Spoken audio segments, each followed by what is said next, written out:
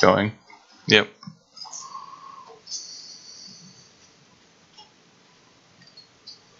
Okay. So, with that being said, you guys are in the city of Stormloft, and I'm leaving it open to you. Anywhere you would like to go in the city. And I'll go ahead and pull the map for that up. Hold on. Right. But discuss amongst yourselves what you Um, wanted to do. While you guys take care of stuff, I'm going to go and talk to Fune about that airship. Just Okay. handle other things. So we'll identify a place and time to meet up. What? Okay, We'll so identify a place and time to meet up. That's right, airship. Zelbor is going to try and figure out more about the airship and the availability therein. Kevin, what is Mel doing? I'm going to hang out with Hawk and find out if we're gonna try to go to the stables maybe and talk about a backup plan. I'm not sure if we should buy horses if we may end up taking a airship. Unless we can bring our horses on the airship, could we do that? I don't know much about the airship so far. Again, all that's been mentioned is exactly what's in bold letters on Matt's notes.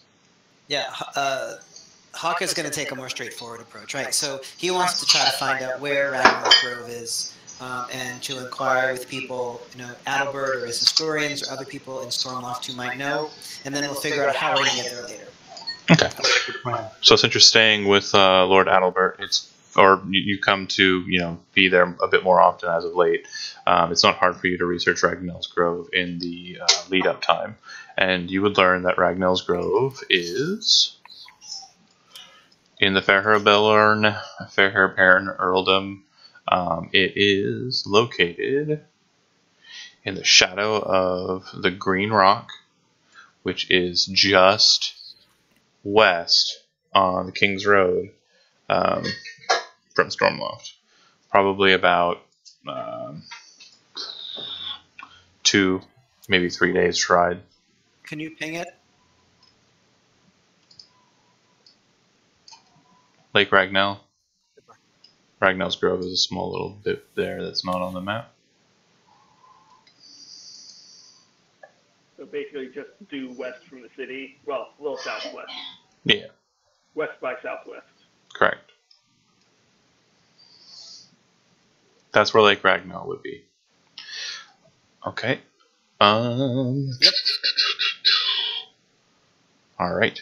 And then, of course, the information that's relayed to you regarding the Shame is that they don't have much because their histories are mostly focused on Stormloft histories, and he only comes up like once in their histories and is referred to as the 16th King of Sorrowgate and is known as the Shame of Albacoris. Right. What about the grove itself? What kind of information can we gather about that? It is considered a holy site for followers of Ariu, specifically to pay reverence to Sigismund, who was a lieutenant of Ariu when he was a human, before he was ascended to sainthood or godhood, depending. And well, that was gross.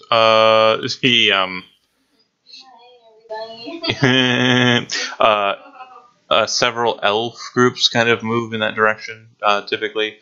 Ragnell's Grove is also kind of seen as a place where lovers will meet.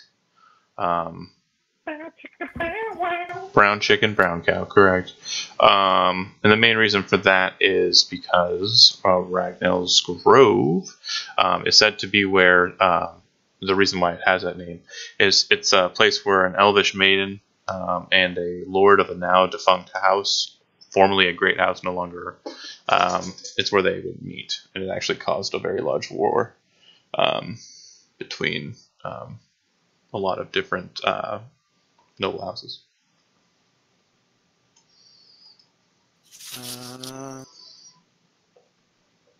That wouldn't happen to be House Ryan. No. Okay. Hold on a second. I'll give you the exact details. Bear with me here. This new game, it's blank, and I'm pretty much just transmogrifying as I need. Oh, it's not a big deal. I was just wondering if there's an explicit connection to Hawk's history. Sure. No. That's fine. So, Mel, do you have anything else you'd want to do? I mean, I feel like I know where we need to go, and we have a little bit of history. It's not too far. We could either ride or walk, right? How long of a walk is that? So a walk, it would be about 2.5 days. A ride, it would be about 2 days.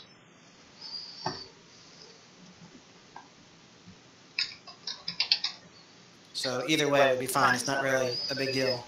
You have any thoughts, Kevin? Kevin?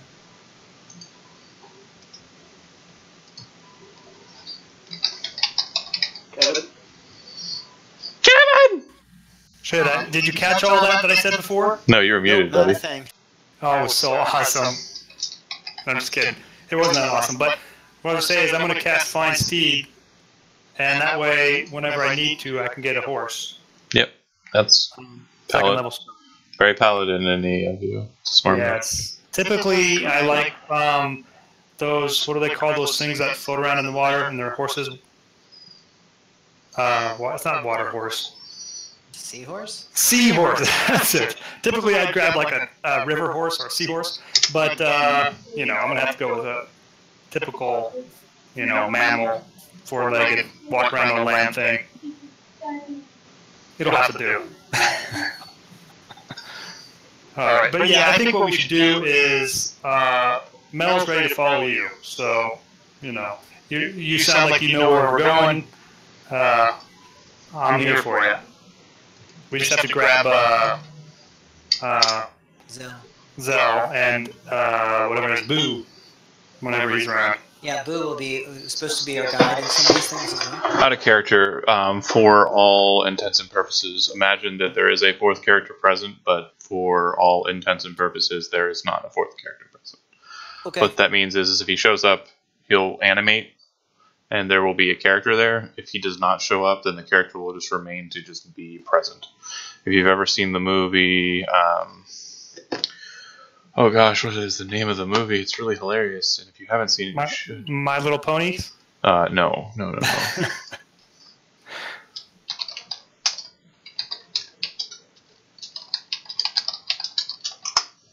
Hold on. What is the name of that movie? Anyways, it's a funny movie. When I figure out the title, I will give it to you, and you should watch it. Sounds good. So we're finished on our end, Zell, so we know where we want to go and generally where it is, so we're going to sort of shift to you, I guess. Okay, so you, with Ifuna, go to meet with her sky ship captain friend, who she has access to, and basically just through mild conversation, very simple conversation, what you learn is the guy is a merchant that specifically goes through trade routes on a very small sky skiff, and he's willing to take passengers. Because of your association with Ifuna, he's willing to take, at most 6 people. He doesn't have any room on his ship for horses or anything like that, or larger artifacts or itemry. But he'd be willing to transport 6 people between where he goes. But he's only willing to drop you off if you're willing to fall off of his ship. He's not really willing to land the ship anywhere besides port cities or cities that have skyship landing points. Right. Now, of course, the really important question here. Can I steer at some point? Can you what? Steer the ship. From the wheel at some point. Ooh, maybe? He kind of gives you a look. Enough for me. He kind of looks at Ifuna like, uh-huh. And she kind of like, gives him a smile like,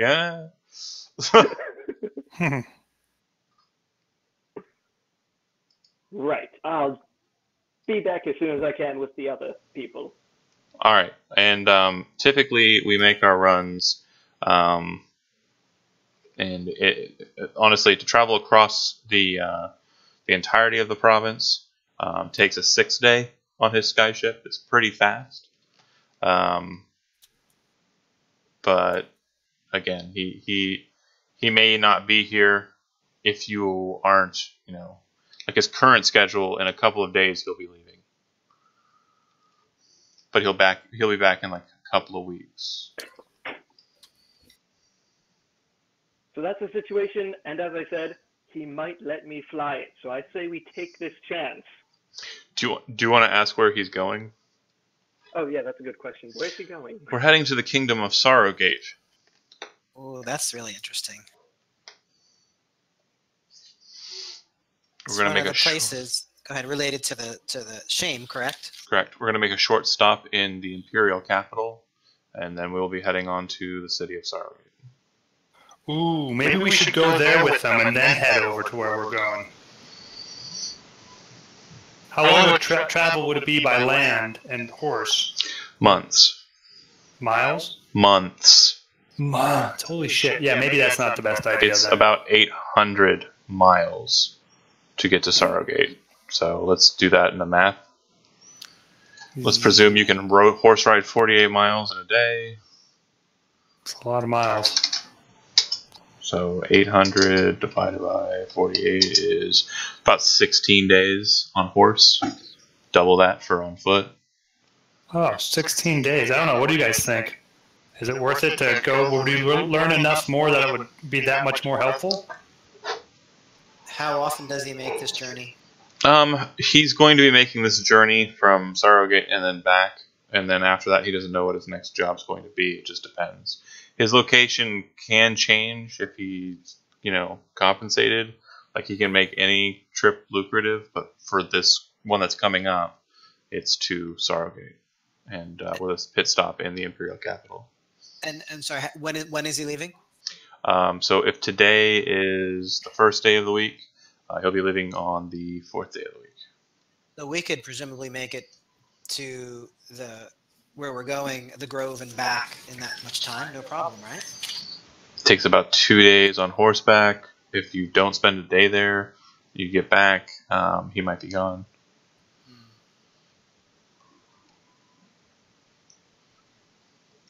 Again, Zell, would you be, let's just say you're privy to that information at the time that this comes up. Do you want to try and negotiate with him to leave a little later than normal? Yeah, that's a good idea.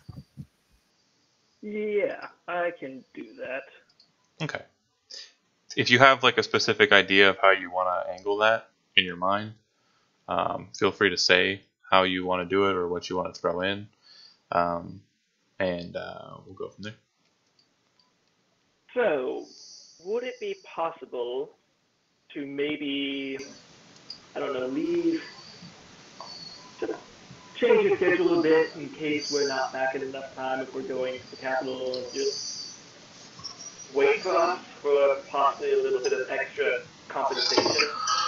I've really been wanting to get out there as quickly as possible, especially before winter really sets in. So, well, yes, but one of the people that's traveling with us, he's fabulously wealthy. He's the captain of the guards here, and he has this beautiful house. Oh, he's the captain of the guard? Yes. Well, I got a better idea. I don't need your, wealth or anything, but I'll wait until you guys are ready to go. If he agrees to a meeting with me concerning my my wares and how they watch over them. Do you get my meaning? Of course. I'm sure that we can arrange that, and I wink at him. Okay. Do you think that Hawk will buy it in your head when you make that wink? No. Make a deception check. He believes the wink. Despite it being a horrible, horrible lying wink. Right. Okay. So feel free to regroup and discuss. Of course, you'll try and negotiate Hawk into meeting with the man. But yeah, go ahead and do that. So what did you guys find out? And so we explain about the Grove and where it's located and how long it would take to get there. Okay. I'll explain about the ship, and also he said he'd be willing to wait for some if you would talk to him some about his where, and I winked at Hawk. I don't know what you mean. Honestly, I have no idea what he was talking about either, but he wants to set up a meeting with you to talk about stuff. I have no problem talking with him if it's going to get us to where we want to go. Hey, out of character, I think he said how they watch my wares. Isn't that what they said? Zelbor wasn't paying attention to what he was saying at that point, just, hey, we can get on an airship. You had your little kid going. Pretty much, yeah. You're too excited. Alright, fair enough. Zelbor, the details are important for nothing. Whew. Alright, see how that goes.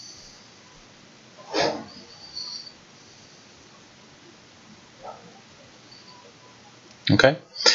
So, are you doing that today, or are you going to wait for the next day?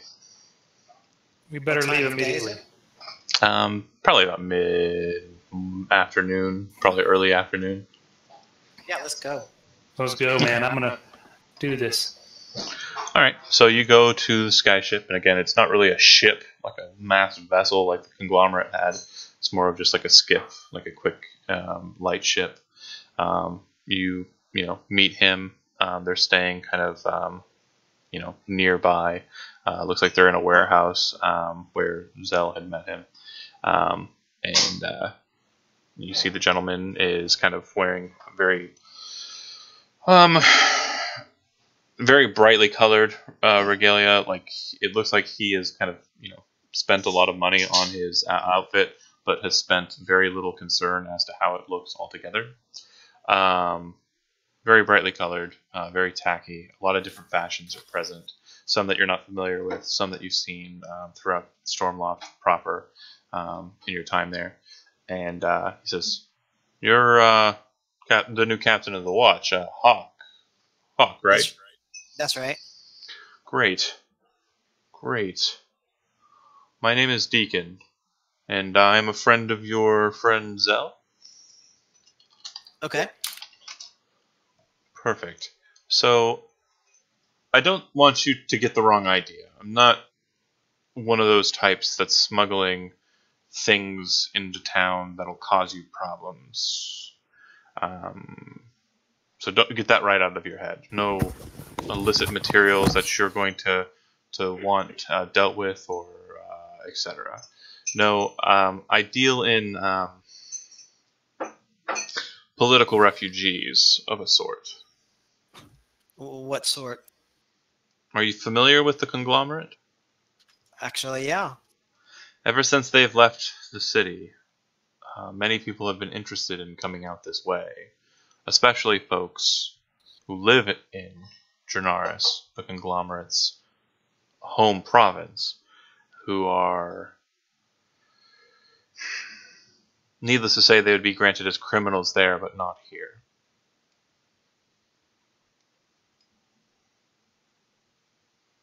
Okay. Go ahead and make a history check on that one.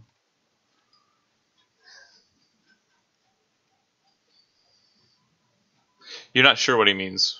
Zell, you're with him, right? Yeah, I am. Okay. Do you understand what I mean, though, when I say that, Andy?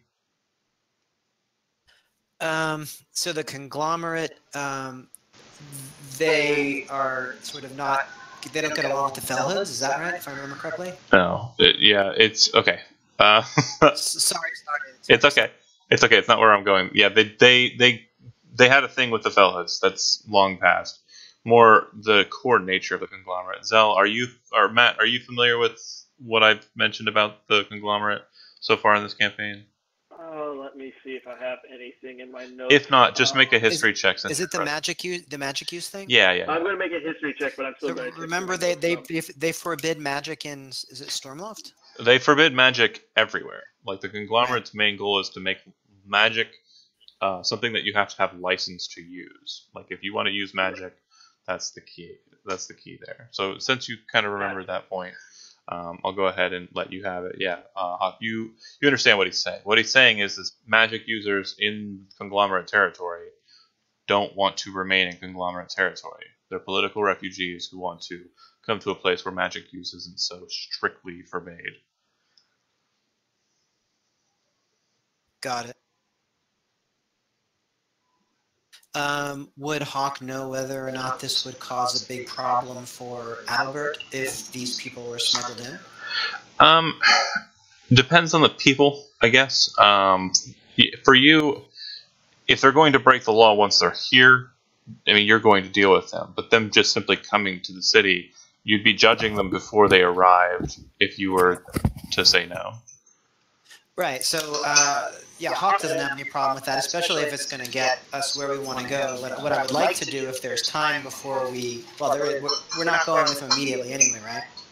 Right. And what he's saying to you now is that if you keep your guards' eyes off of the refugees who are being led into the town without proper papers, and even perhaps help them get those papers, then he will wait for you as long as you want, and in the future will take you on trips even if it's going to be a loss to him.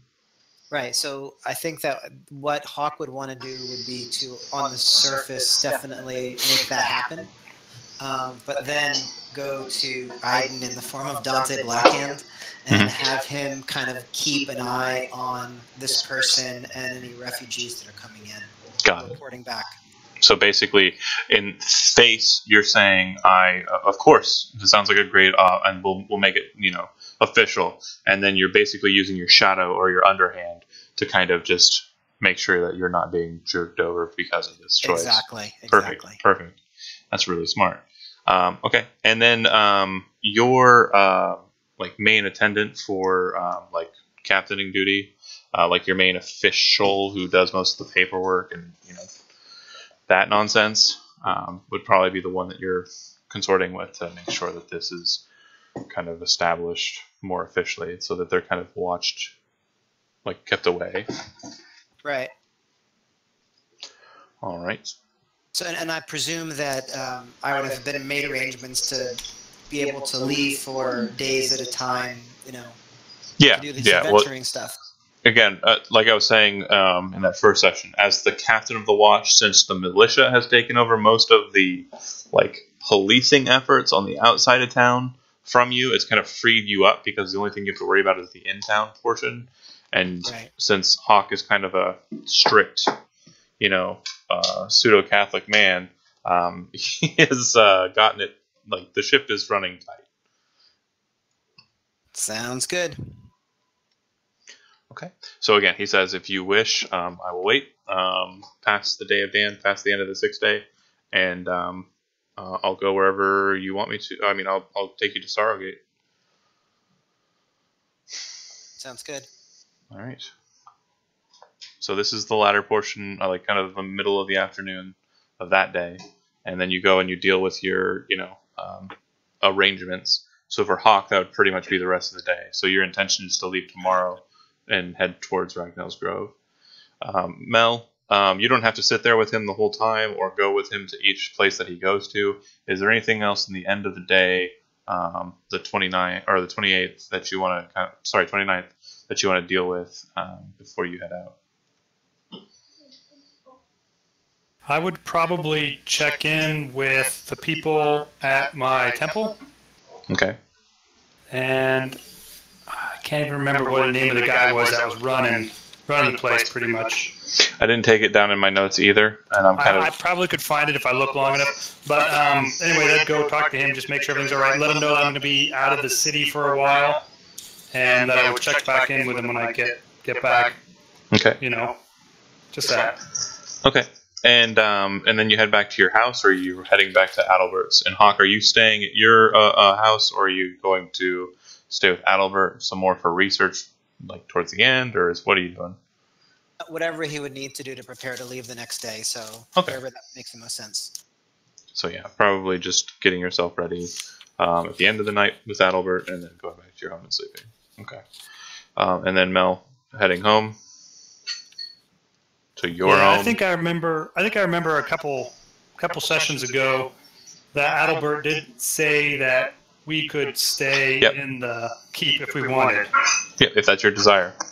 I think I probably would, because I wouldn't want to. Because I was sharing a house with Zell, and like it's not, everything's kind of. Hawk, for just simplicity's sake, you'd probably stay with Adalbert, just so you and Mel can kind of be ready to get up in the morning and go together, instead of, tracking all about. As we mentioned, Zell, you have your own house. There's also the other house that you have that was your house with Mel and Zell, where Cardiff is currently staying, and you can stay at House Adalbert as well. Your choice where you want to stay. Or is there anything you want to do before the end of the day, rather? Well, you said that Cardiff had slipped into a coma at the end of the last episode. I sure did, yep, and he's still staying at that house, right, unconscious. Right. I kind of wouldn't mind stopping by there and just having a quick conversation with Lena, just kind of trying to figure out if anything's changed within, or if he's like muttering at all, or if there have been any weird copies of him walking around. She says no. She said nothing strange has happened with him. It's been very, very strange indeed. He's just been asleep. But the last couple of nights, he's woken up. And by woken up, I mean he's like actually gotten up out of bed and moved around. But he didn't really like respond to her when she was trying to talk to him. And he just got food out of the kitchen, ate it, and then went back to his bed. Huh. All right. Well, just here's a little extra. Just like 100. Here's like 15 gold extra. Just stock some things that he might like in there. She shrugs. You know I'm a princess, right? Yes, I know, but this is a gift from me to him. Fair enough. I'll make sure he's well taken care of until you get back. Where are you going now? Oh, I wasn't really paying attention. We get to go in an airship.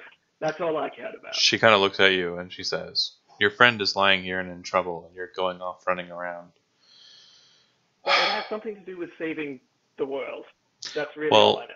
I hope once you're done with that, you have time for your friend, she says, as she goes back over to him, takes out a wet, hot rag and kind of starts patting his head. I raise my eyebrow at her, say nothing, and walk out the door. Say something about saving the world. I mentioned I'm more important than this old geezer. God. Alright, and then you stay at Duke Adalbert's or stay at home? I'm going to stay at home with Afune and just... I want to see if she is going to stay here or if she wants to come with us. She says she's not much for riding on horses. She'll stay in town, if that's your endeavor. I'll be back as soon as I can. She says be safe. You too. I mean, I'm in the city. I'll be... Okay. Well, don't get too famous without me, let's put it that way. I never could. Neither could you. You'd be surprised, but you're probably... Malik is ecstatic now.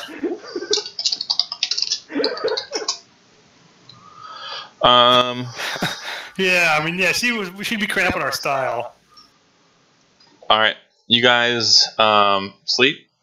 Zell, you wake up, head towards the keep, and you see Mel and Hawk and two other individuals riding out on horseback as well. One is a character that's just blank, not going to be doing anything, and the other is Groose. Oh boy! All right, Groose. Groose has kind of basically become your squire, and has kind of just been hanging out with you. He's not officially a magistrate, but he still serves as Duke Adalbert's guard. But he's been kind of traveling with you a bit and staying with you. You know what that means, guys. He's throwing some shit at us if we're gonna need Groose. I just like having a fourth character just in case. I like Groose. All right. So you guys head out on horseback and ride. And as you can see on the map, there's kind of this nameless little blot there. And on horseback, you're pretty sure that you'll get there well within the day, the end of the day. In fact, you're getting there in the late portion of the afternoon, just before evening time. The ride is uneventful. The river is quite heavy during this time. It would seem that the last of the summer melt is kind of running its course down the Giant's Drink. But yeah, you can make it to this town before nightfall. Do you wish to stop there or kind of make your camp further on? Because you can actually bypass it probably by a hex or two if you continue riding. I think stopping in the town makes sense. Okay. Close it does. All right. So, out of character note, it's a town, but it's also a fortification. It's actually kind of a weird blend between the two. And Hawk and everyone present would know that this location really has no name. I mean, it's not named on the map, but it genuinely has no name. It has passed hands between House Bairnhill, House Eversoul, and a couple of the vassal houses of the Council of Lords over the years. It serves as a main location for the militia.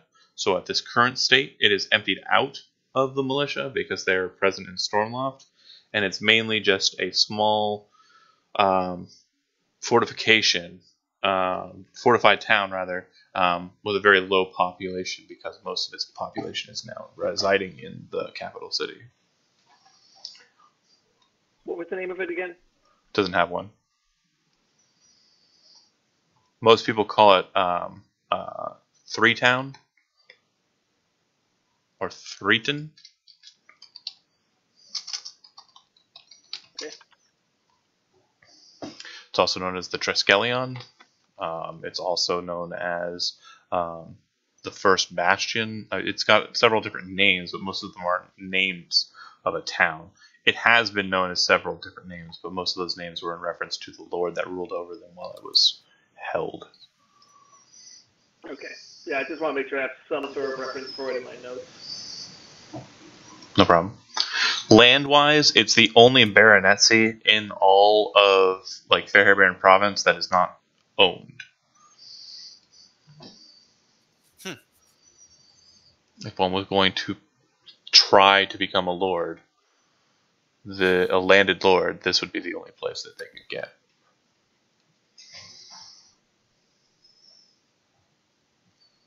That said, you ride into town. The town portion of it, it's kind of just a series of buildings with a number of residences kind of outskirted from it. So you ride through the residences to get to the town portion where the shops, inns, taverns, and the like are present. And then outside of the residences are the fortified walls of the town. It's not a perfect circle. It is semicircular, though. It's kind of juts in the wall. The walls are about 10 foot high, made of stone. And again, because of the lack of militiamen present, the guard appears to be rather light. Does not appear to be non-vigilant, though. They appear to be very vigilant and very keen-eyed people, and they allow you entrance into the gates once they see that it is a representative of the city of Stormloft entering in. Okay, so I guess we probably want to find a decent place to stay. Okay, so there is, of course, going to be kind of like a noble's house, probably not with a lord present. There's also a tavern. The tavern here happens to be known as the Empty Cup. And that's not promising. Could one possibly make some money by doing some lovely tunes in this 3 cup? The people present, there's a decent amount of them. There's still people who kind of work the farms. There are definitely a number of fishermen in this town as well, because it's right on the river. You could try.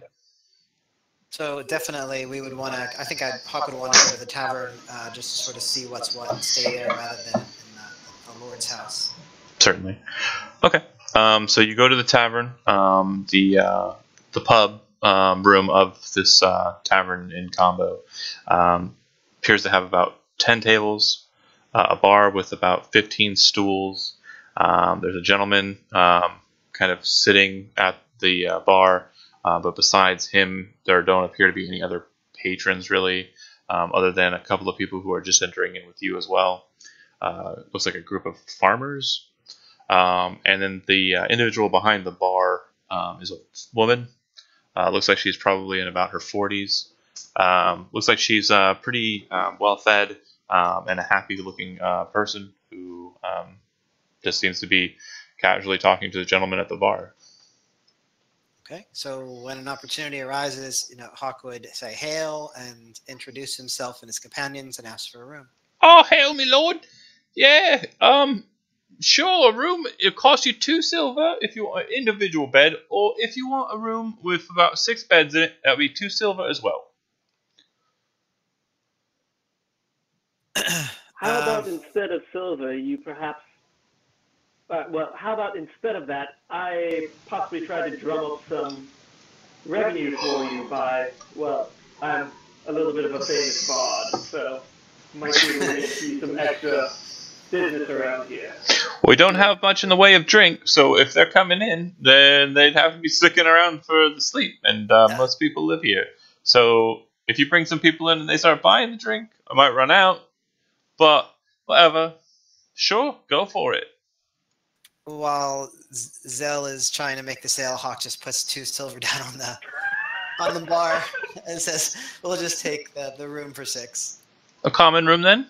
And she takes the silver, kind of looks at it, throws it into a pouch in her, actually kind of sewn into her apron, and then she says, "Do you want anything to drink?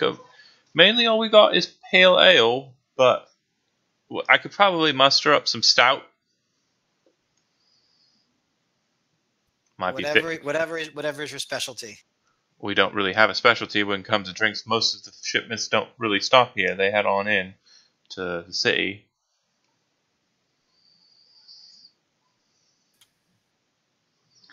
We'll take whatever a couple silver will buy. Sure. She pulls out a couple of old wooden mugs, and she, finds a pony keg, kind of hangs it over the cups, and pours you drinks. The liquid that's inside of those cups appears to be kind of like a palish brown, like a light brown color. You would recognize it as basically just a very low alcohol content ale that probably tastes kind of hoppy or bad, like really tart, depending. I mean, you might like it, but it's not going to be terrible quality. Or it's not going to be great quality. I guess I got what I paid for.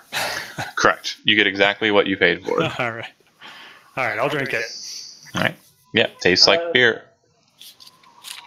How crowded is this place right now? There is one other person besides the farmers that walked in with you, which was about a group of 4. Huh. Yeah, not much of a crowd here. Yeah, not many people in a town that doesn't even have a name. Sorry. The gentleman kind of looks over at you guys. Kind of a weird lot, aren't you? We're extraordinary, is all. Where are you all headed? Ragnall's Grove. You Do can tell him that. you whisper it to him? No, I was giving I thought- Zell a hint of what to say. I was figuring you were going to check. Well, you're having the conversation with him, so I didn't want to jump in. There really isn't much conversation besides this going on, so like your attention is either locked on this or. But yeah, he says, Ragnall's Grove. He goes, "Are you Well, he kind of looks at Hawk. Are you related to them?" No, definitely not. Oh, okay. Well, fair enough. I was about What to do you say. know about the place? Not much. The small group of trees there at the base of Green Rock, steer clear. Some farmers say that there's strange lights that appear around about there. Fishers, on the other hand, they say going there during the day, it's not a bad choice. Fish seem to be kind of driven right to that area, but it's a bit of a ways out. I prefer the river myself. Mel, this guy's like you. Well, sounds like it. He kind of gives you a look and he says, "So, not too many of you folk are landlubbers, walking around and whatnot, but you're kind of good folk. Most of them are heading north right now. Yeah? Well, actually, I don't really hang around much of my kind anymore. Oh, fair enough." And as he kind of like stops giving you a look, you think about what he said and you kind of picture it in your head. During the winters, your people would kind of head north, not so much to get into the cold, but to get out of the cold by heading away from the barrier peaks. And the quickest route to do so would be up the Piss or up the Drink, depending on which side of the river you're on, and kind of up into the Galatia region. Hey. Okay. John, can I? I'm just wondering about this guy. If he's being kind, or if there's something. Yeah, sure. Behind him. What's your passive insight? 15. Sure. You would understand that he's just kind of like a nice guy. In an old pub. If you've ever been to like a small, like rustic kind of town in the United States, out in the middle of the Midwest, you'd kind of get a good vibe off this guy. He comes into the pub, kind of looks like that chair he's sitting in. It's probably held one ass for the last decade or two, and it's been his. Gotcha. All right. Hawk would turn to the owner, I guess the bar person, and does she know anything about the Grove? Well, sometimes during this time of year we see some of the elvish folk that come on through, down from the Galatia region, or sometimes up from the kingdom of, what's it called then? And the man kind of looks up at her and says, Bicavaria. It's called Bicavaria. It's the one to the south in the Riverlands. Yeah, Bicavaria. That's where the Ragnars come from. Yeah, they're elvish mostly, and they're really noble people. Sometimes they pass through here. Some of them stop in. I try to make sure I have a bottle of fine elven wine in stock, but this year it's been really bad. Why has this year been bad? Well, everything that happened with Jether last year, and them spending a lot of their resources sending militiamen through the Hardlow. They've been chasing a blue giant for some time, and there was also another blue giant in the forests. And mostly, men don't have time to sit around a pub and drink, and folks aren't really going on pilgrimages when the world's falling apart. Suppose not.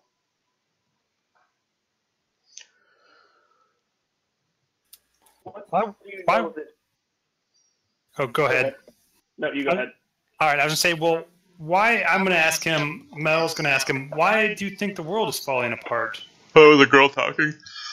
It's okay. I can't really do a female's voice because I'm so manly. It's true. Yeah. She says, well, I don't think it is. I mean, really.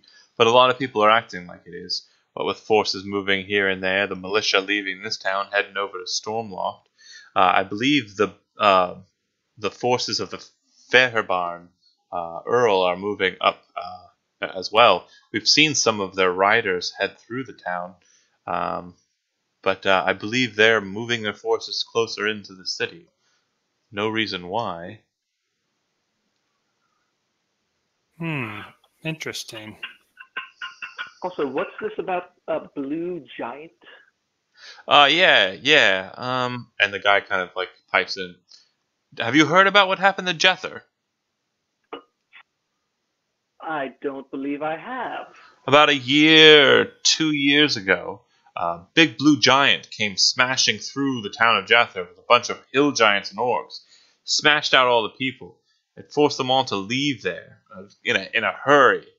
And, well, for the last year or so, a number of the king's forces have been rushing around trying to find his forces and smite them from the earth. The attempts to rebuild Jether, every single time they have been confronted by the Blue Giant's forces. But the Blue Giant could never be routed or found where he went to ground. Hawk, make a history check real quick. Okay. Yeah, we were told about that beginning of this campaign, I believe. Oh, bad rolls. Even with that, like, you're not getting the exact things that are happening here, but you do notice that the guy is using jargon that is specifically military talk. Like, he's not talking like some farmer or peasant or commoner. This guy sounds like he's using the lingo. So Hawk would ask him, did you serve? Yeah, I did. I served about 5 years ago. I was a part of the council's army. I served under von Dreyens in the east. So, out of character, is this Blue Giant they're talking about Renka, the one that we already killed? No, the Blue Giant, the second one that he mentioned in the forest to the north was. Jormungandr or something? Jormungandr is the frost giant Jormungandr. that has still eluded the king's forces ever since the beginning of this campaign, yeah. Yeah, and the ogre mage was Renka. Correct. Right. And you butchered him. Yeah. Yeah. I think eventually when the world isn't in peril, we'll have to take care of this guy. Roll a history check. Mel. Historize. All right. Let's see The what. world is always in danger. How about herstory? Huh. You guys are really on fire tonight. So you're kind of like on. nodding your And head, it's, thinking back to, just thinking back. It's the cursed. Maybe. It's been added here, so you can't really tell, but like the max I can roll is like 15 now instead of 20. Right on. Right on. So it's actually like a 10. Yeah, so it's not so bad if you think of it in that respect. Fair. But yeah, Renka and Jormungandr, and there was one other thing that was kind of mentioned that was bluish or frosty in nature that you guys have kind of encountered. The Rhine Witch. There you go. So you remembered yourself. Yeah. Good deal. But yeah, there's definitely a lot of things going on. Renka was defeated, but there's still these other kind of players on the villain side that are still kind of plaguing the lands. And as that's kind of like being said, the gentleman goes back to his drink, and she is just now kind of like setting a silver platter, or maybe just a tin platter rather, out in front of him with a. It looks shiny though, high polish, and it has a slice of bread and a wheel of cheese. All right. I guess what else do they have to eat around here? We probably should get something to eat. I could cook you up some mutton. That sounds great.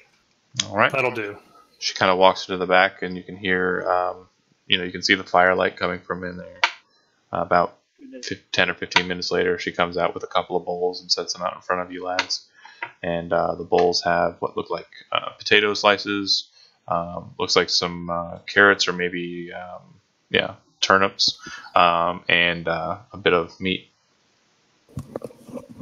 thank goodness, for some reason, Afune's got this weird thing where she's saying that I shouldn't eat as much meat as I do. Wow. You really are in a relationship. Hey, I'm going to sell it. I love it. But yeah, food's good. You guys take to your rooms. Is there anything in the town that you want to try and investigate, explore, or do before you kind of head off the next day? I don't think so, no. Go ahead. I kind of want to just see if there's like a local hangout where I can just strum my guitar some and tell some people the story of Hawk and how he slay Renka, the ogre mage. If you stay in the pub room, the biggest crowd you're going to get is like 6 people throughout the night. It seems like people come in, drink a drink, eat their food really quick and leave, or don't even bother coming in at all. Not like the town square. Yeah, when you go out to the town square to kind of investigate it, you notice that most people kind of steer clear of it. The only people that are actually present the entire time are guards, and then you'll see the merchants as like the night kind of starts to take in, closing up their shops and heading to the residences on the outer circle of town. Great. How am I supposed to make Hawk more popular if I can't find anyone to make him more popular with? Again, the tavern doesn't seem to be a hustle and bustle because it seems like most of the people here just do their jobs and head back home. Right. It's going to be harder than I thought. All right. I guess I Turn in. go to the room and just polish my bagpipes. Sob a little bit. That's what she said. I literally mean polish my bagpipes. Okay. When you wake in the morning, the weather is kind of turned a bit. It's the last day of the season of autumn, and it's a bit chilly. It's not like frigid, but it's definitely a bit colder, and the weather, like the clouds, are a bit overcast. You mount up on your horses. Is there anything that you want to acquire in Triskelion before you move on? No. Can I find someone interested in buying my dagger? In this town, no. Got it. Alright, then no. Okay. Has Groose been here before? Groose kind of nods his head and then kind of casually notes that they passed through the town when they were first heading to Stormloft, him and Duke Adalbert. There's nothing really here. There were a lot more militiamen here when he first came through. All right, super. All right. You ride off, and you spend the majority of the day riding. If it's your intent to get to Ragnall's Grove by day's end, then you'll be riding, through the rain a bit. It's not heavy rain. It's not like harsh rain. It's a bit chilly, but nothing your cloaks can't kind of, defend you against. But yeah, it starts to rain a bit. And you head that way. You're able to find a trail with markers, and the markers have Elvish writing on them, specifically notating names of members of House Ragnell. And hold on.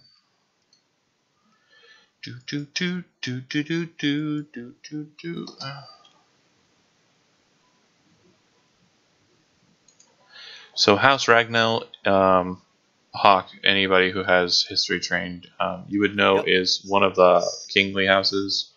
House Ragnell is not popping up on my thing, but it's represented by a cat. Their sigil is a cat, not a lion or something. I mean, like a house cat. Awesome. Yeah. And the markers that you're seeing as you kind of head that way have kind of like the name of a Ragnell and then like a cat kind of just etched into the stone on these stone markers that you're passing by. But it seems that they're kind of leading you down the way. If you'd like, any of you would like to make a history check to just kind of think about the names that are popping up. Yeah, I would like to. Okay. Hawk, a couple of them are kind of standing out to you as famous, quote unquote. Famous. These are individuals that are of note. Not crazy note, but what it's allowing you to do is kind of picture the placement chronologically. And it would seem that the newer people are closer to the beginning of this path, and the older people are closer to the end as you head on in. So it seems that someone must have left these markers, and every time a new marker was placed, it was placed further out. Okay. All right. You make it to the forest line. The path seems to continue into the forest area. The grove is presumed to be within. You can still see the markers dotting the area up ahead, but it looks like the markers that are inside the forest line are taller, and there's a circle cut out of them, and it looks like the bottom of the circle that's kind of been cut out of them has been kind of bowled out, and it looks like there's bits of like wood kind of sitting in those bowls. Does that make sense? Yeah. Okay. So it looks like somebody removed it.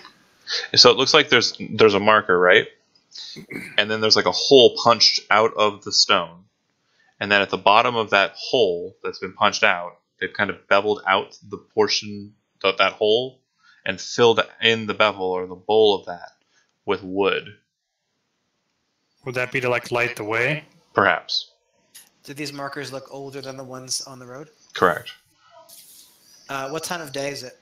It's getting closer to night, like it's evening time. The sky is kind of like a nice pinkish purple color So on the we were worried horizon. about traveling here at night. Is that right? By the person, by the woman? They said there were strange lights. So that definitely we'd be paying attention to that. Anything that looks funny. And Intrigued to see strange lights. it does, based on what you just said too, it does look like you could probably light a torch and use that torch to light these markers along the way. Would we want to do that or not?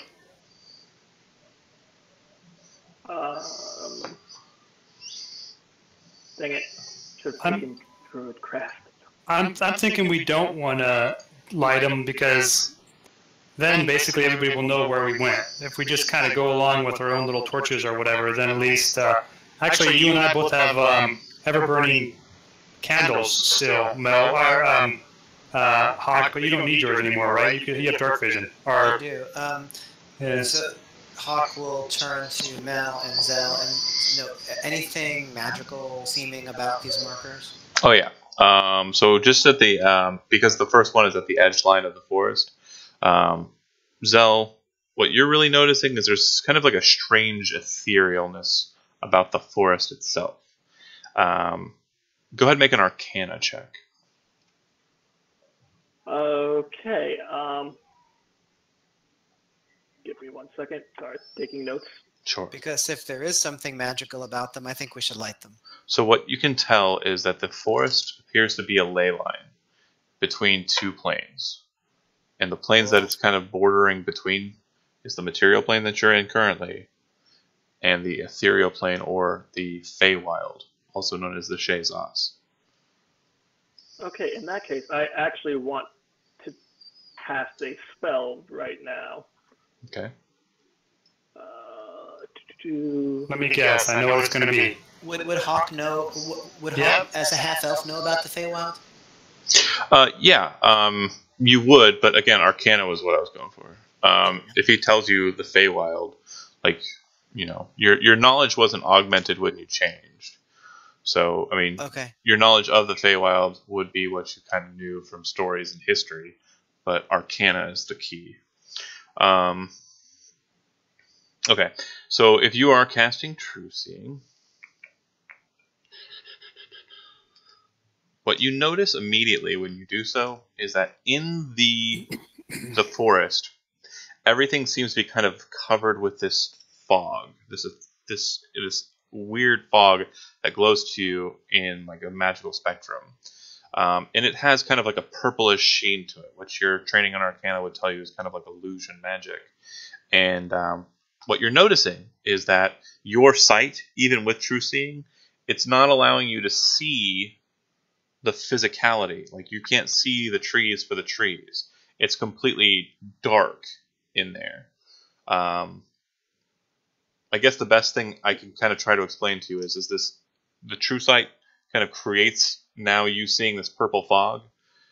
If you didn't have it activated, like if you kind of like don't focus on it and kind of try and like ignore it, you would see the world as it is. But the way as it's being shown to you, it's dark. Hawk, what you're seeing as you kind of get closer to it and look into the darkness is even though you have low light vision, dark vision, and are able to see in the dark, it's still dark. It doesn't seem like your dark vision is cutting through the darkness. But your torchlight seems to be working fine. When you shift into your normal eyes, you can, Mel specifically, who has normal vision, can see just fine. Wait, Mel can see fine because of what? He can see the torchlight, so he's not shifting his eyes into a dark vision sense or a true seeing sense. He's seeing the forest as it is, or as it's being displayed because of this illusion, and it's physically lit by the torch. Does Zell, do you tell the rest of the group what's going on? One last note on the true seeing is what you're seeing too is that fog seems to be displaced by the light. Interesting. I just want to touch the fog, or just my hand through it. Yeah, you kind of pass your hand through it, and like you're moving to the edge of the firelight to do so. So you're kind of stepping into the forest to do so. And as you're kind of moving your hand through it, it kind of has like a swooshiness and kind of like folds back into itself. So it seems like it kind of moves like a smoke would, but it kind of draws itself back into position like a... I can't think of anything that really does that in real life. Like it just kind of sucks back into... It's okay. I have an idea of what you mean. Let's light the markers. I agree. Let's do it. Yes. Okay. You take your torch over and light the marker. It creates enough light for torchlight. And it also gives you sight further down. But you already had sight with your torch further down to a point where there is another marker. So this is normal fire? Correct. Okay. All right. And you walk on down to the next marker and light it as well? Sure. Once you get to that marker, up ahead in the torchlight, you can see that there is yet another marker. And the fire is purple.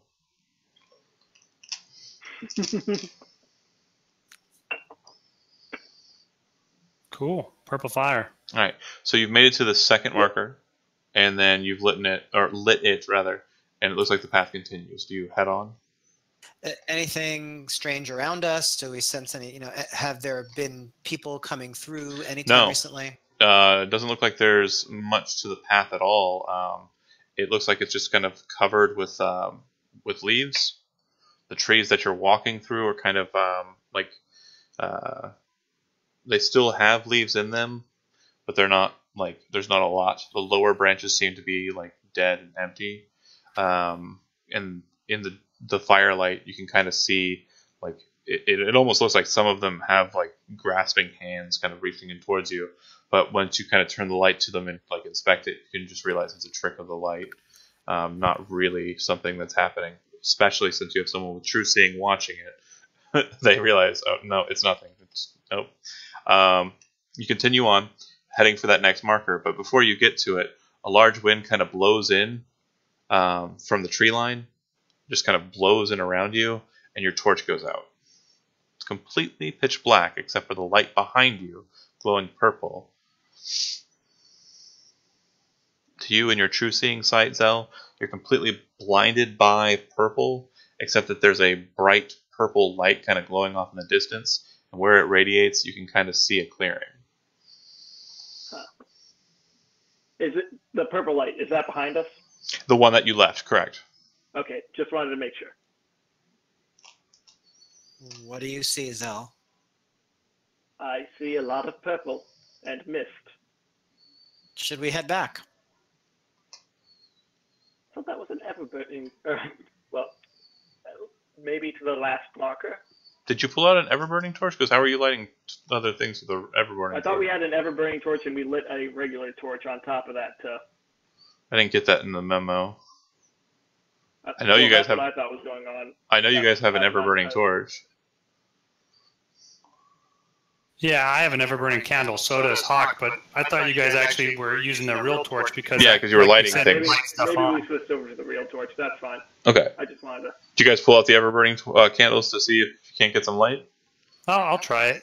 Okay. When you pull it out, it seems to be glowing, but it doesn't seem to be emanating any light. To you in your true seeing sight, it doesn't seem to be pushing back the fog. Ooh. I'm gonna blow on the ever-burning light and see if that does anything. You said you put a what? I'm gonna blow on it. You know, like It doesn't go try out. to give it oxygen. It's not a real Oh, it's fire. not gonna- Ever-burning torches aren't real flame. They're magical fire. All right, I'm gonna put it away then. Can I still see decently in the purple fire that they lit? Yeah, so if you turn around and look back, you can see the marker that you've left lit. It's still burning. Okay, good deal. All right, let's keep going, guys. I think. But if you turn around and look the way you were headed, it's completely pitch black, and you can't see anything beyond. Like, it's solid black. Is Barb in here? Barb's in here. Yeah, she is dead. But we don't. You guys walk past her, and then like a Okay. weird like larva comes out of her face for some reason. Funky. All right, cool. Let's keep going, guys. That's what I think. So you head off into the darkness. Keep going. I don't know. Or Well, turn Zell back. Zell did not tell us that there's a clearing in the distance. He just said it looks purple and dark. Yeah, there was no clearing in the distance. No. So I think we need to go back. All right. Okay. As you guys head back to the marker, Hawk, you're a bit confused because it would seem that the marker that you're walking up to, the light that kind of expands beyond that, there's no other marker. There should be another lit marker, unless it was blown out or something, right? But you would also be able to see the marker in the firelight, because I mentioned that the firelight expanded out to the next one. You don't see the shadow of the marker on the edge of the firelight like you did before. What you do see, though, is that the road stops here at this marker and tees off to the left and to the right. Oh, Oh, great. We're in a magic forest, aren't we? Fucking magic forest. very Every cool. single time I go for a walk in the woods. This is what All right, which way do you want to go, guys? Left. All right, let's do it. Okay. Do you light your torch with the fire from the torch present? Sure. Okay. And you head off with your torchlight, and you can see just ahead, just as you kind of get towards the edge of the firelight, there is another marker just beyond. And you head that way, presumably lighting it once you get there. Yeah, and then looking back at the marker behind us, do we see that? Still present. Okay. Looks like this path continues on, and yeah, like I said, there's another marker beyond. Okay, so let's light that one. Do we see Okay. the one behind us, though? You head on, you see the one behind you, but this one kind of ends at an end point, and it looks like it forks off. So there are two paths, not directly left, directly right, kind of one that kind of veers left and one that kind of veers right. There's also a very large tree in the center of that T, or that forking, and the tree, as you kind of inspect it with the firelight, appears to have like a rent in its trunk, and kind of like tears in its like top portion. And in the firelight, it kind of looks like it has a face. Oh man, if we with- only had a druid to speak with plants. I know, right? Yeah, it's too bad someone's no longer a druid. Yeah. Can I channel my other The complaints worldly of a- friend? The complaints of a year ago. No, I was talking about Zell. Oh, Dyphist. Yeah, exactly. Farron pops in. Yeah. Hey guys. Yeah. Hey guys. We're just around What's growing up? plants, man. What are you guys doing? Oh, that's a fucking weird tree, bruh. I could talk to it. No, Yeah, that No, would be actually, awesome. that's what Hawk says to Zell and Mel. Can you talk to that? I can't. Sorry, it's not a woman. What if you played some nice, Or human. pretty music? Plants like music, right? What kind of plants have you been hanging around with? Okay, so real quick, Hawken inquires if anybody can talk to it. Zell, you say that you can't. Is there anything that you want to do to interact with the tree, or do you want to pick a path? I just want to poke the tree with a stick in the Ah. face. Okay, go ahead and you head over to it. Go ahead and make an investigation check for me. Investigation. Perfect. Oh, nice. As you're kind of poking at the tree, you kind of peer up into the mouth and kind of look into it, just kind of out of curiosity, and you see kind of a shining, just something at the bottom of the gutted out portion of the trunk. Huh, there's a shiny something in here. Well, what is it? Do you climb in and grab it? I'm going to stick my hands in and do Roman Holiday, where I scream and then pull my arm out and my hand is missing. Make a deception check. Make a deception check. Please let this be good. Holy shit. Alright, the two of you's passive insight is low. You see Zelbor come out with horror on his face. His arms completely removed at the elbow. His sleeves hanging there, and he's screaming in horror. What do you do, Hawk? Jump on him and start working on a tourniquet. Alright. Yeah, me too. I head over to him and try to help him. Alright, you can see his hands start to flare up with the lay on hands. They're standing over you, Zel. What do you do? Do you break the joke? You know, I'm going to keep this going. I'm just going to scream like, "Ah! Groose has literally drawn his sword and is jumping into the tree, and you can hear him go, "Ha! Yeah! Ha!" And you can hear the sound of swords cutting against the tree. Oh, man. Then I pop my hand out. Gotcha! Oh, you bastard. Groose turns around. The cloth is really tight around your arm at this point. Groose turns around after a fashion, holding a large diamond in his hand. And he's kind of looking at it like... He's actually holding it up over his head. Doo-doo-doo-doo! That's how you pick up stuff. Yeah. Was that what was in there, then? He's holding a large diamond in his hand. Ooh, very cool. What do you make of it, Zelbor?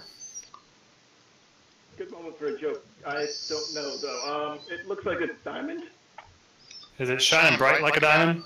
Yeah, the torchlight is actually causing it to kind of just display this brilliance that's it's enamoring. Holy crap! What do you think we're supposed to do with it? You're the smart one, Zel. Yeah, Zelbor, just looking at it, market value, you're thinking it's probably worth about 30,000 gold pieces.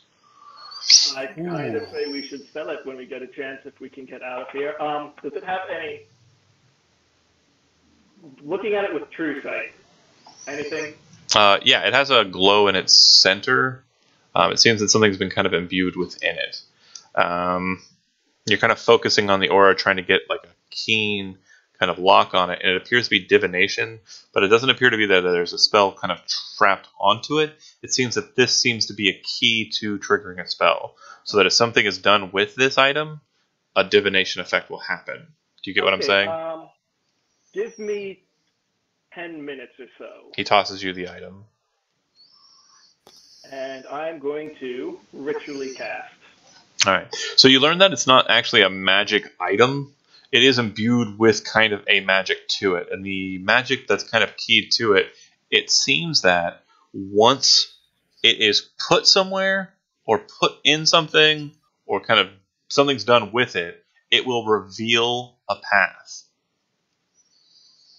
Right, we need to find somewhere that this will go. Alright. And when we do, hopefully the illusion will break or at least open up to where we're supposed to go. You guys kind of see Groose hop out of the tree, he tossed the item to you, and he's kind of looking to the left, and then he's looking to the right. Alright. Where do we put it, though? Do we see anything that could possibly fit gem in it? Should we put it in one of the markers? If you want to, yeah, you go ahead and put it into the marker. Yeah. Okay. You take it from Zell, and you kind of move over to the marker and place it in. And as you're trying to place it in, it kind of forces itself out of your hand and kind of starts to float into the center of the marker. The firelight underneath it kind of goes out, as does the firelight in the marker beyond. And then you see a trail of white light come from where you came from and kind of zigzag through the darkness. And it's the only thing that you can see in the complete darkness of it all, besides maybe the minuscule shadow of a tree nearby. But it seems that it kind of goes to the left and continues on past another couple of markers. Let's go that way. Now, is it... Show me 25 gold for that identification. Does this Oh. Does this path look the same to both of us, to all of us? Because he has true seeing on. Yeah, you are seeing a bright white light go through, and he is seeing a bright white light. You're seeing the light of it. He's seeing the aura of it. Both are bright white. Very cool.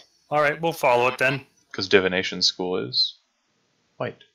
White. But again, like I was saying, it's not emitting a bunch of light to the road. It's just a white trail going through. And so if you follow the path, as I presume you do, it eventually takes you probably about an hour of following this, or half an hour of following this. It leads you to a very large grove that's in the open air. Like it's there's no tree canopy above you, and starlight seems to be shining down heavily upon this place. The rain, you can hear it on the canopy as you're exiting into this grove, but there's no rain raining in the grove. Okay, so it seems that the effects of the clouds and storms that you were dealing with don't appear to be present in this grove. And as you kind of walk out into it, you see a total of 7 statues circled around a flat stone dais. Each one of those statues has a dais in front of it, and those daises have a small cap that's raised up to about knee height that has a hole cut in its top. The stone that's present here kind of has a like a marble-like coloration, but more of kind of like a granite-like texture. And each one appears to be of a maiden holding a sword with both her hands, and the sword's blade is pointed down into the ground. The swords are made out of stone? All of it's stone, yeah. Hawk walks up to the 5th one. All right. Why do you choose the 5th one? Because that's the same as my sword, the Sentina. And he takes out his sword. Okay. You kind of look up at the statue, and you realize that they're probably not in alphabetical order, because the woman that you're looking at doesn't kind of look like what you imagined Sentina to look like. The woman that you're seeing before you appears to be heavily armored, and she does not have elvish ears. Okay. So I would want to search for that one. It is the 5th sword in alphabetical order, that is correct. I believe that's right. Is that what you were saying? It is. That's the order in which you gave it to me, so that's just why I said the 5th one, yeah. Not in alphabetical order. I gave it to you in alphabetical. Crap! It's okay. You look at all of the maidens, and you also see that on their daises, near their capstones, they have large elvish runes kind of written on them that identify each as they are. And you find Dais Sentina in between Dais Vectra and Dais Elrindel. Elrindel on her left, Vectra on her right. And it looks like your sword could probably fit in there.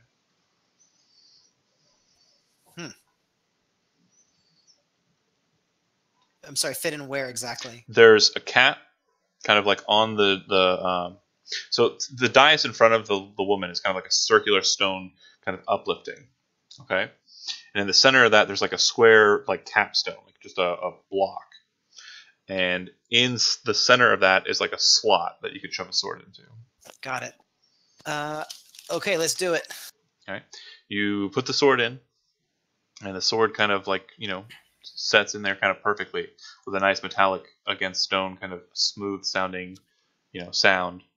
And the second it kind of enters in, the starlight above you, you can kind of see up above your head, kind of shines brighter. And as you're kind of looking at where it's coming from, you can kind of see a grouping of stars that seem to be brightly shining a light directly onto the statue. It's so bright, it kind of looks like sunlight kind of blazing over the statue. And as it kind of casts over it, you hear a voice that says, and a familiar voice to you, but the others can hear it as well now. And she says, "Without my sisters, you are not ready. Take me back." So Hawk pulls the sword out. Okay. When you draw the sword up, you can kind of see the light kind of goes away. But it seems that the light kind of centers into the center area, and you can kind of see a figure kind of appearing in the center of the grove. What kind of figure? as it kind of manifests and finally takes form, it is an ethereal, elvish maiden with very long black hair. She appears to be wearing very little in this form, and her eyes are solid blue. There's no iris, which you would recognize as her being an let me try and talk good. You would recognize it as her being an Eladrin, which are kind of like high elvish, like high elf above high elf is Eladrin. Mm-hmm. She appears, and she says, "Where have you found the Sword Saint?" And Hawk would kneel, I guess, and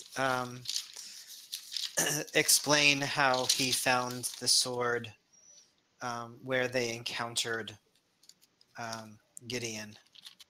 And it found you worthy. Hawk nods. Very good. A champion for the Guardians has not been found in hundreds of years, but unfortunately, in this place, there is a tear, a renting, and it feels as though someone is trying to make it grow. Someone is trying to cause it to increase in size. Do you not see it? And Zelvor, as she's kind of saying this, you realize, like, True Seeing's still active. You're focusing on her, you realize that she is ethereal. Like, she literally is a ghost. But you also see that in the center of this this area, kind of in the stone or beneath the stone, there's this kind of black aura present. And focusing on it, make an Arcana check. Right. Arcana. So black as an aura is typically an aura of necromancy. But what you're seeing here is it's not so much that, it's kind of a remnant of a disintegration of another aura. There appears to be kind of like cast across this whole like structure. My brain. An aura of abjuration, kind of like a defense or a ward or something that's kind of blocking. And this black in the kind of center it appears to be a hole or like a breach in that. Not a very large one, but present. Which aura was around this area? Sorry. Abjuration. So it seems to be some sort of ward or defense.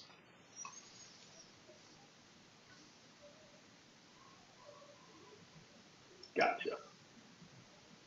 Alright. The breaks, milady? Milady appropriately? Did you say the breaks? Yeah, the breaks, like the breaks in the aura. Yes. There seems to be a lingering fault in the magic that was created by the Seven Sisters. Many thought that Hadrian and I were attempting to sneak away and be lovers, but the truth of the matter is, as we saw this even during our time, it has grown 100-fold. So what you see now is a century or centuries worth of time for it to grow as large as it has. But there is a force. There is a group of people who wish to expand upon this and open it wider.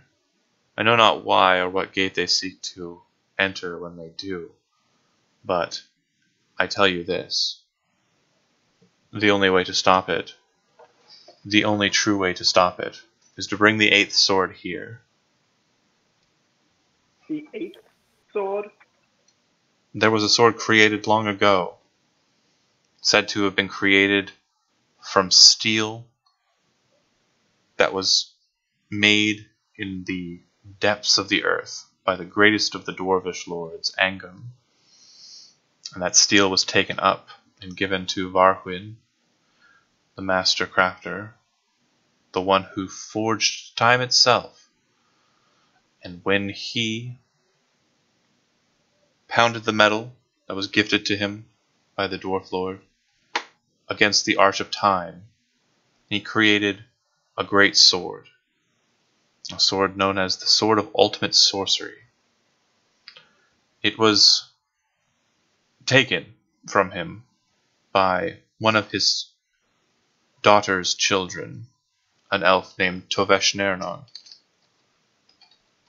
The sword was secreted away, but the sword was not lost.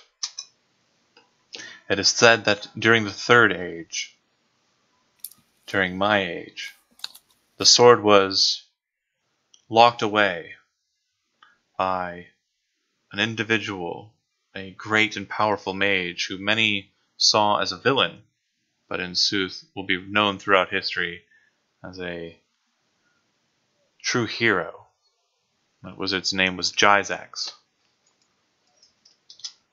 Jizax was guardian of the sword. But he was set upon by 4 individuals, cursed by Toveshner'non's blood. When Varhuin learned of Toveshner'non's treachery, he cursed his entire line and lineage, and anyone who had the blood within them, or even came upon their blood as a gift. And those 4 individuals, thinking themselves the heroes, defeated Jizax and ended the curse on Toveshner'non's blood. It's been freed, but it's been secreted away. Old examples of it are present. The Vazrael people were, some of them were servants of Toveshner'non and his offspring. And one such individual, one such descendant, is present with us now. She says as she kind of looks to Melik. Oh. Wait a minute. Um, Then I became cursed because it's what I did in some tomb or something somewhere. Did it not call to you? I guess it did. I guess you're right. The more I think about it, but And I believe the merfolk, even those who are not of true elvish kind, still bear their descent from the original Koira, the elvish offspring that went to the sea. Even your tribe, which has ran so far, still has its roots here. And she kind of gestures around. You get the meaning, Zelbor, because you realize that you're no longer in the physical plane. You're actually in the Feywild. The others kind of probably look at her confused and think she just means this specific location. right. And yeah, I do remember that the curse was of Toveshner. I can't even say it, but you know what I mean. Toveshner'non. It's okay. Yes, exactly. Big elvish That's name? You bet. Yeah. Out of thank you for character, putting are the names in 4... here. Okay, sorry. Go ahead. I was just saying thank you for putting the names in here. Helps my notes. Mm-hmm. Oh, yeah. The 4 individuals out of character, are they the Silverfangs? No. So, if you ask her who were the 4 individuals, she'll tell you. There was the offspring of Sindiscray, Aegon Brawl. Let me type words. Aegon Brawl. A Parnin with elvish blood in his veins, who was raised to a foul man, keeper of a bar, seller of drinks. Aegon had hubris in his heart and hatred for all those around him. And when he found the orb of Sindiscray and the bloodline became true, he helped defeat Jizax. There was Aloriana, the offspring of Aloria, a merfolk, much like yourself, who knew not the ways of magic, but she knew the ways of good stories. When she took up her orb, the magic around her and the magic present in Jizax was disjunctioned, and it took his ability to defend himself away. There was, Leon of Charistus, another Parnin, a knight, much like yourself, she says as she looks to Hawk, who fought with an orb bound into his chest, which weakened his blood and caused him to slowly wither and die, up until the point where he came to face off against the defender of the curse, Jizix, and the strength of all that he had slain came to his veins and helped him defeat that powerful wizard. And then there was the fourth one. Out of character, my brain's kind of... Hold on a second. My notes trail off. Oh my god. Steve. There was fourth one. Who was the fourth one? But I do remember why I don't remember his name, because his power was in giving Leon his true strength, his death, and absorption into that orb, that black orb, in combination with the orb that he possessed, created an absolutely horrifyingly powerful fighter and warrior. So what does this blue orb do? That would be the blue orb. That would be the orb of Devunray. Devunray was the one that was sacrificed. All right. The one that died. So, out of character, real quick, just because I was trying to sound poetic and it fell apart at 4. The heroes, Aegon Brawl. I'm going to type them out as I get to them. Okay, and the orb will be the person that they descended from will be first. Okay, so Aegon Brawl came from Sindis Grey, and then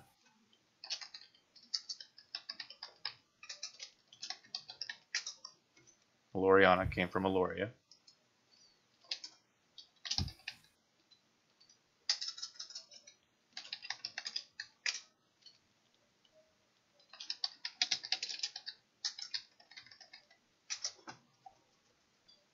And Gavilis, Leon, and then last was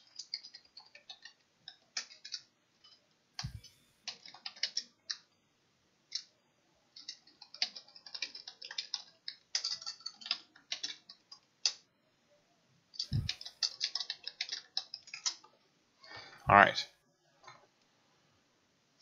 I'm so glad you're so definitive on the last one's name. I just can't remember who it was. I know he died horribly very early on. Because that party was the 4 cursed, and it was the lore keeper, and the lore keeper was played by Dieter. But the thing that happened was the player who was playing that cursed died in character, and like the player quit at the same time, right? So at least he went out with a bang. Right. So I just had his soul get sucked into the Gavilis orb, which at the time was basically it was Life Leech in 3. It was kind of cool. It was a thing. But anyways, then we had a 5th player who was another lore keeper, so we just kind of ran with it. I never wanted to add another cursed person because it would be weird. You know what I mean? Where do all these cursed people keep coming? I know. You would think that this was prophetic, and we kind of came to a point, but the guy quit, and I was like, okay, fine, man. Shit. It's going to be a good game, but whatever. All right. Malik would want to ask that lady what I was supposed to do with that orb, if she could tell me that. If she could tell you that the orb that you have is the orb? Yeah, well, I mean, I'd show her the blue orb and say, hey, what am I supposed to do with this orb? I know I wanted it a lot. That is not an orb. That is blood. More specifically, the artifice of Devunray, the phlegma. Oh. She kind of walks over to you, and she doesn't touch it or anything, but she says, inspect it closer, as you've tried to, I'm sure, for the past few days, or however long you've had it. And as you kind of like think about it and kind of look at it, you know that it's not it's not solid. There's a hollow portion inside, and it feels like it's mercurial in that you feel like it has liquid in it. Right. Malik, wash your hands after you put that away. No, the liquid's in the inside. I'm touching the outside. You're pretty sure that it could be broken if you were to work at it, but you're also sure that it's sturdy enough that it couldn't be broken accidentally. Right. Okay. Will I know when I need to break it? So you, just her saying what she said, you know that the contents of it are specifically, like, we've kind of gone through a bit of Azrael lore, so you would kind of put two and two together, but it's phlegm, specifically phlegm from Devonray.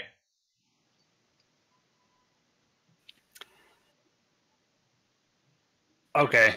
All right. I think I know what I got to do. And I don't think you can lift this curse from me, right? Don't I have to go back to my family and figure that all out? In sooth, the curse has been lifted from you, but it would seem that you acquiring what you have has been fated or willed by someone.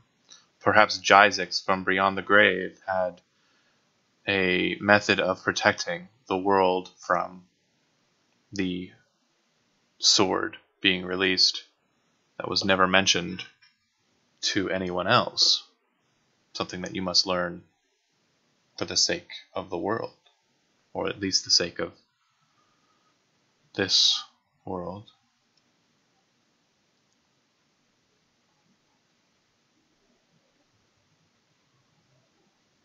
So this is like Worlds in Peril version 2.0 that we have to take care of at the same time as 1.0. It always sounds like there's the Worlds in Peril kind of thing. It seems like everybody keeps selling you on that, but you're not 100% sure. You're saying, like, okay, so his curse says that some guy's going to get a sword and be really bad. Who cares? And we've got the worm guy to deal with too. Right, and like with him. Maybe he's in league with the people who are trying to open this thing. Like, is it the same? Is it the same? Right.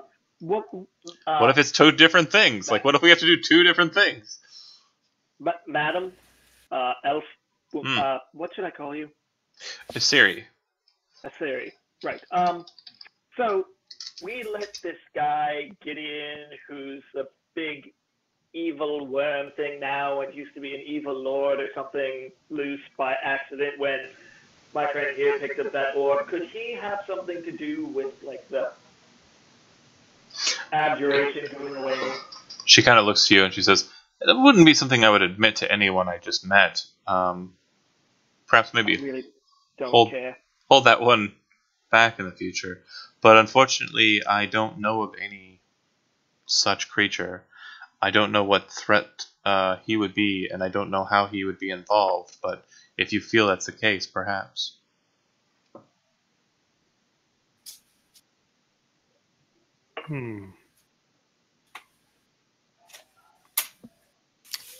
Well, I think we're still going to have to try to get rid of my curse. Good luck. Where would we find the 8th sword? The 8th sword is bound in a realm beyond this, beyond that, beyond all that you can see. A place that was created specifically for the sword. Beyond 4 mazes, 4 lairs. The items must be assembled after being acquired from the depths of the blood of the cursed. Once they are assembled, and once they are earned, then the sword's path would become clear. Could you possibly be a little bit more vague? Yes, I can. I doubt it. I will say that the sword is over there. And she just gestures towards the left. Thank you for the sarcasm. That really helps. Fair enough. Any other questions for her before she kind of just discorporates? When we leave here, we aren't going to still be in the Fae, are we? I don't know, man. I've never left here. I died here, bro.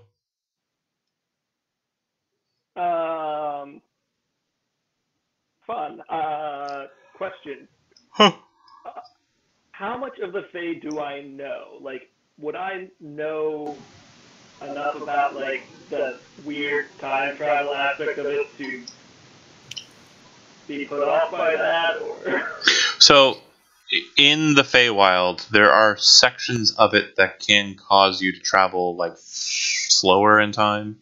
So, like what felt like a short amount of time would be a long amount of time in the Feywild, and vice versa. So, if you spend a day here, it could be a month. If you spend a day here, it could be a minute. It just depends on how this specific location kind of connects to the material plane. What you would know, kind of walking into the situation as you have, that this isn't actually the Feywild, it's a ley line. So it has traits and essence of Feywild, but you're still technically in the material plane. Right. All right. There's possibly a way to get deeper into the Feywild, to be sure. If you were to kind of continue through the ley line, you don't know what path that would be. If you wanted to go further in, but I mean, do you? Not particularly right now, no. Feywild, such a silly place. Let's not go there. Tis a silly place. Tis a silly place. Awesome. Okay. If you have no other questions from her, she does discorporate, and when she does, everything kind of just goes dark. Completely black. And the next thing you realize is that you see a light kind of appearing before you, and it appears to be the starlight, and you can hear the rain dripping down as you realize that you're probably about 10 feet away from the exit to the forest. Convenient. Where your horses are. Yes. All right, guys. What do you think? I think we should continue on our way. Okay. So are you heading back to Stormloft? Or are you going to find a place to stay for the night? Strangely, you all feel like you've slept for an entire night. Ooh. Is it still night around here? Yeah, it's still raining. It looks exactly like it was the night that you left. The night that you entered into this place. You're not sure if it's the same day. If you want, you can make an Arcana check to kind of look up at the sky and see if you can't get any idea based on the moon's position. I'm going to say with that run, no. You're not sure if it's the same day or not. Do I What feel about- like Go sorry. ahead. You said it felt like we'd taken a long rest, including spell slots and Yep. all that. Whole kit and caboodle. Okay. Let's head back. Okay. You guys ride on back. You're able to make it to Triskelion by morning. And the sun's kind of rising. And the rain kind of broke in the middle of the night as you were riding. The sun's kind of rising, but I'm sure most of you, being kind of on the East Coast, are familiar with that feeling of when the sun's up, but there's kind of that weird kind of hazy glaze in the winter. It's kind of just that weird cold look to it. That's basically how Triskelion looks today. It's just kind of chill. And there's a bit of frost in the morning time, kind of just lingering on things. Very interesting. If you would like, Mel, you can go ahead and make me just an intelligence check. Nature, if you have it. Just to kind of get an idea of what today is. Based on the moon, sun. It's my birthday. You're not sure. You're not sure. But if you ask about town, you'll find out that the morning time, it's Excuse me, boy. What day is it? It's Christmas Day, sir. it's the first. It is the first of Vasar. It is the first. No friggin' way. So it's literally the next day. Awesome. You were just on the 30th, the day before when you were writing. That was the end of the month. You're now on the first day of winter. Okay, I thought we were on the 29th, but No, it was the 29th is when you set out when we started, and yeah, you're camped right. at Triskelion. And then on the 30th, you left Triskelion to go to the Grove. And then when you woke up, quote unquote, from the Grove and rode out, you would have been riding through midnight. You would have arrived back at the morning of the 1st of Vasar. Very awesome. The spirits did it in one night. Of course they can. They can do anything, you know. Sorry, I just... Christmas Carol. Yeah, Christmas Carol, right? I'm aware. John's just sitting there like, shut up, Matt. It's okay. No, it's fine. More ghosts will haunt you, I assure you. If your intent is just to get back to Stormloft and kind of try to get there in time, you'll be there on the 2nd of Bazaar, which would also be the day of Dan, the day that the guy said he was going to be leaving initially. Is there anything else that you want to do, though? Intraskelion or on the road? I mean, No, not really for Hawk. Okay. Then we'll go ahead. One thing Phil wants to do is look in the library, but he's probably not going to have time. Yeah. Well, again, he told you that he would leave when you wanted to leave. So if you have things you want to search in the library, you have all the time in the world, so long as Hawk doesn't, we're going now. No, I think we should get going first. I can research later.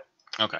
So if it's your intent to get onto the Sky Skiff and start heading out towards Sorrowgate, I'm going to go ahead and end the session because I don't have much else besides. Ragnell's Grove, you guys did pretty well. You didn't misstep much. You paid attention to the always go left rule. Yeah, good deal. Yeah. So next session next week? Yeah. Yeah. Okay, perfect. I have a lot of notes from tonight, guys. We'll go ahead and presume, the presumptive will be that you guys have prepared yourself.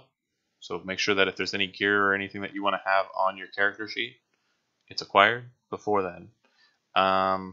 You said you were looking for a Ring of Protection +1. Something, yeah. Do you have 2,000 gold? Nope. Does the group have 2,000 gold?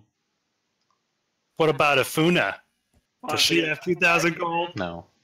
We would still have all of the cash from the New Beginnings game, right?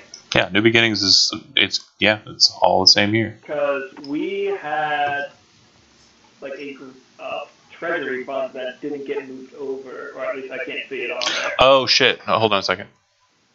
Okay, you moved it over? No, I haven't. I haven't. I can though. I'm doing so now.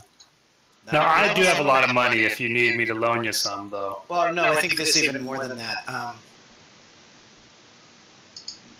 I'm just giving him more time because, he has a girlfriend. Oh, I wanted to see what we had in like the party treasure. Right. Because I know we had individual funds, but we also had that, which had cash and sellable items in it. We're still streaming, John. That's fine. They can see my notes. Okie doke. All you're going to be able to see is the names of these things. Yeah, there's like 69,000 gold pieces in the party treasure. That's sweet. So. What?